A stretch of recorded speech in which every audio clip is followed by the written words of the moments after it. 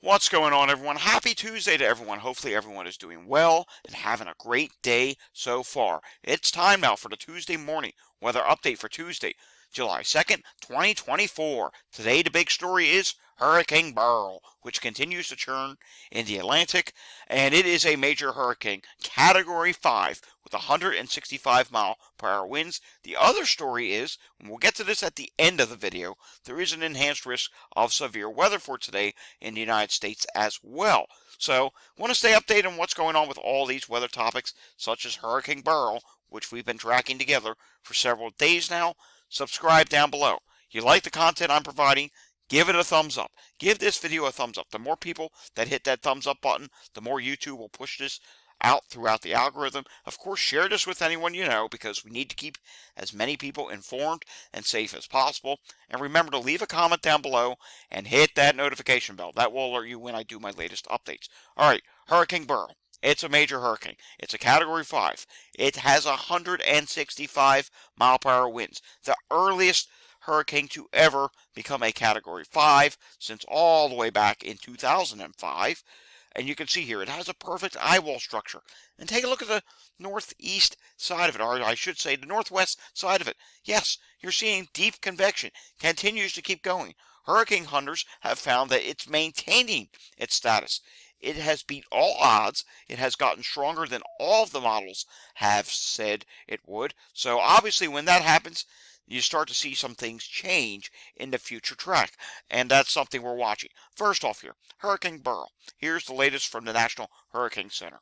Beryl, expected to bring life-threatening winds and storm surge to Jamaica on Wednesday. Hurricane Hunter aircraft report little change in strength over the past few hours. This is the 8 a.m. update, and it is moving west-northwest at 22 miles per hour. Its minimum pressure is 934 millibars. The maximum sustained winds are still at 165 miles per hour. Hurricane warnings are in effect for Jamaica, and notice there is an M right next to Jamaica now. It could pass right near or directly over Jamaica at this point, as still a strong Category 3, perhaps even Category 4 hurricane. I'm thinking maybe Category 3 at that point, but either way, it is going to be a major hurricane for Jamaica. Notice it'll remain a hurricane right on through to the time it hits Mexico. However, take note of something else. The cone of uncertainty then comes into play. That's starting to creep north a little bit, and I suspect that's going to continue to creep north. Now, as of right now, they're saying it'll be a tropical storm once it gets back into the Gulf of Mexico. But notice, the Texas-Mexico border is now in that cone of uncertainty. Let's take a look at the modeling data. Here's the latest 12Z plots from the hurricane models, and take a look at this. The vast majority of them now are more north, and a good number of them are a direct impact for Jamaica. This is going to be a serious, life-threatening storm for Jamaica.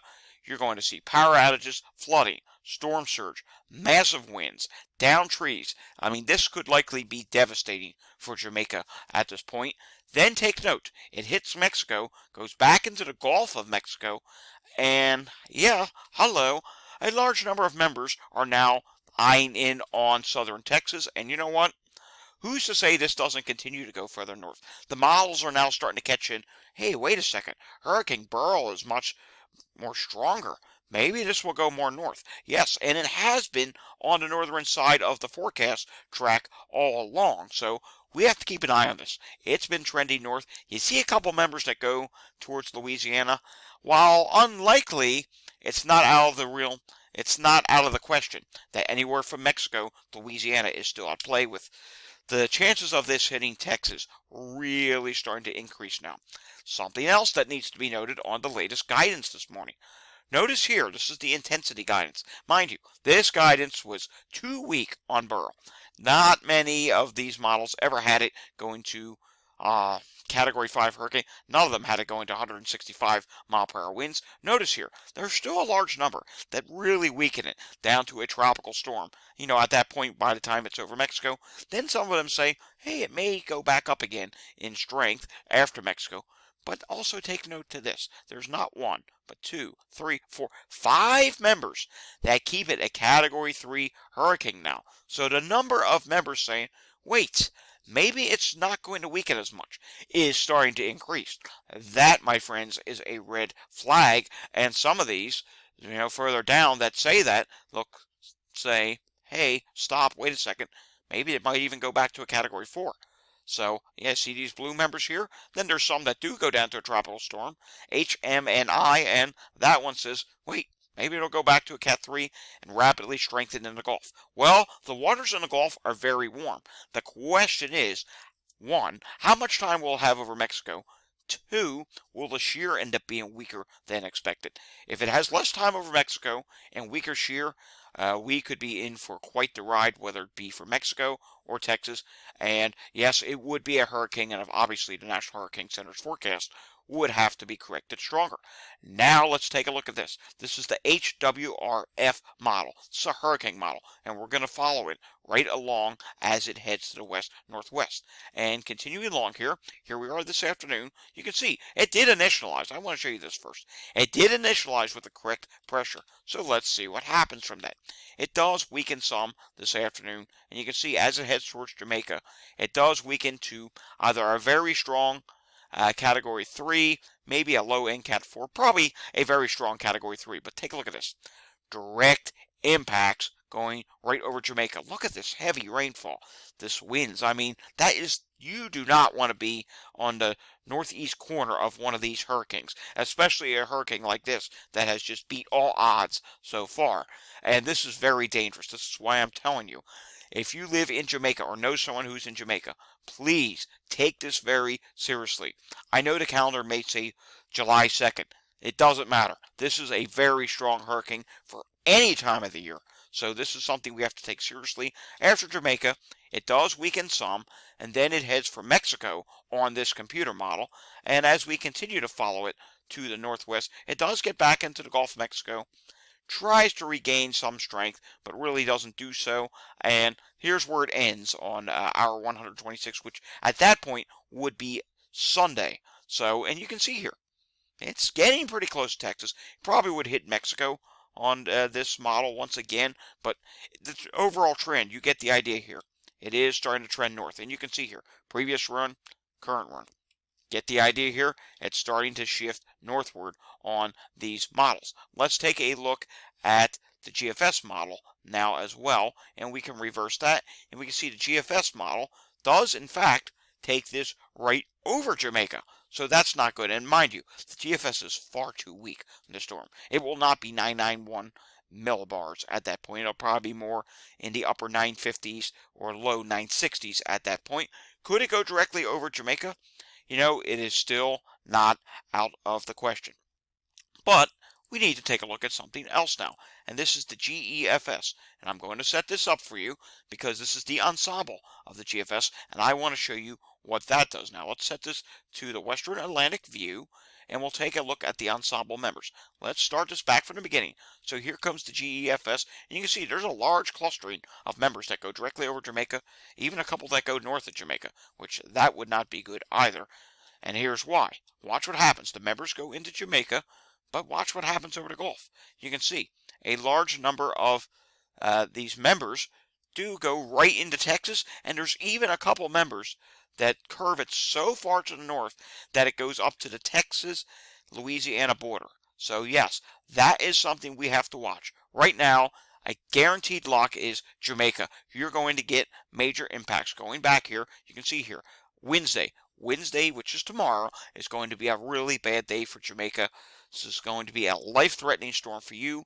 We have a lot of time to watch what happens in the Gulf of Mexico. We have all the way up until, say, about Saturday into Sunday. So if you do live in Texas or Louisiana or the Mexico coast, please start reviewing your hurricane preparation plans. Start reviewing them now, especially if you're in this area right here, Texas and Mexico. Start reviewing your evacuation plan. Should you have to evacuate if this storm does go into the Gulf, continues to beat odds, and ends up being stronger than a tropical storm, start preparing and thinking in the back of your mind, okay, what am I going to do if suddenly this does shift north and suddenly we're looking at, oh no, this is going to be a hurricane and it's going to be stronger than the models again.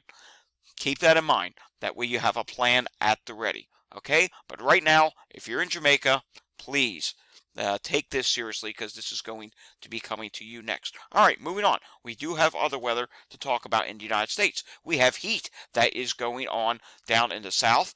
Louisiana, very hot weather for you. The heat indexes will be well over 100 today. Let's take a look at some of those heat indexes. Excessive heat warning. Dangerously hot conditions are expected with heat index values of 110 or higher. So that is not good. In Iowa, it's flooding that we're concerned about for you today. And we will take a look at the radar picture right now. We can see there has been some rain ongoing, more showers, more elevated type thunderstorms. Not strong thunderstorms right now, but elevated type thunderstorms are ongoing in this area. However, that is going to change. There is even more weather headed your way. First off, yesterday, 5 tornadoes reported, 53 wind reports, 3 of them high wind reports, no large hail, but 11 hail reports reported, and 69 total reports. For today, take a look at this. There's an enhanced risk of severe weather this afternoon across portions of Missouri, Iowa, Nebraska, and portions of Kansas. See, I said things were going to change. Things are actually going to get worse this afternoon because the threat of severe weather is there and it is enhanced. 5% risk of tornado. Wind, 30% now, and hail is up to 15%. There's also a 15% hail area across western Kansas and portions of Colorado and almost into Mexico. So we'll have to keep an eye on that as well. But it does not stop there. There is a day 2 threat now across portions of the Central Plains and across Ohio, back through Illinois, Indiana, Kentucky, and portions of Missouri. And there's even more. There's a day 3, large marginal risk area in day 3, and there is also the threat of severe weather with a slight risk across portions of Missouri, Oklahoma, and portions of Kansas as well. So very active period for severe weather over the next several days. And if I was to advance that further, they don't have any risk areas for Friday or Saturday yet, but there could be more risk areas that do pop up down the line. Let's take a look at the HRRR model for today. We can see those showers. They go through Iowa, but then they clear out. The sun comes out a little bit. Some instability and heating of the day occurs, and take a look at this. An explosion of thunderstorms across Iowa this afternoon. So that's something we will have to watch. Could even be a bow echo. Look at that. Bow echo does set up there. And you know what that means? Damaging winds would be a threat. Florida today. Hey, you'll see some showers and thunderstorms. Statewide, nothing major, just a garden variety. You could get one isolated stronger storm. And as I continue to advance this into tonight, you can see here, Iowa. It does start to shift southeast, but then we have to keep an eye on what happens in Illinois and Missouri. You can see here some training, heavy rainfall does set up before everything reloads again tomorrow. Central Plains gets severe weather. Look at this, Kentucky, maybe severe weather for you tomorrow. And yes, more rainfall will head into Iowa once again and Missouri. Let's take a look at the 48-hour precipitation totals from the HRRR model, and you can see here widespread 1 to 2 inches of rainfall in all these areas from Missouri up to Iowa, portions of Wisconsin, western Illinois, and there will be even localized 2 to 4 inch amounts in areas where rainfall is training. How about over the next 1 to 7 days? Well, take a look at this. Really heavy rainfall in portions of the Midwest, portions of the plains. We could be dealing with widespread 3 to 5 inches of rainfall with obviously locally higher amounts in any training segments. And then you can see here, starting to show up now, is some rainfall that's expected down in Texas and Louisiana, but we'll have to keep an eye on that. As we get to the end of this forecasting period, all eyes will be on Beryl down there just to see what happens. And you can see the East Coast from Florida all the way up to Pennsylvania. You're starting to see some heavier rainfall amounts show up for the 7-day totals. That's a good thing because there's some areas here, and I'll show it to you, where it's dry. So that's an area that really could use the rainfall at this point. Let's recap what's going on with Hurricane Beryl. We probably just got a new update from the Hurricane Center as we're recording this, and we did. Okay, so the winds dropped slightly to 160 miles per hour. Still, that is a very strong, major Category 5 hurricane. The minimum pressure is 938 millibars and is moving west-northwest at 22 miles per hour. Taking a look again at the latest forecast from the Hurricane Center, you can see here they did shift that cone of uncertainty just a little bit further north into portions of Texas. And again, a major hurricane is just going to go right over Jamaica at this point. It probably still will be a very strong Category 3, maybe a low NCAT 4 at that point. Alrighty, guys, we'll probably have another update again later on in the afternoon or evening. Please stay safe. If you enjoyed this video, give it a thumbs up. Hit that like and subscribe button down below. Hit that notification bell. Share this video with anyone you know. There's a lot of people out there that need to get this information. And of course, leave your comments down below. I will see you all again next time. Until I see you again next time, please stay safe, everyone, and have a great day.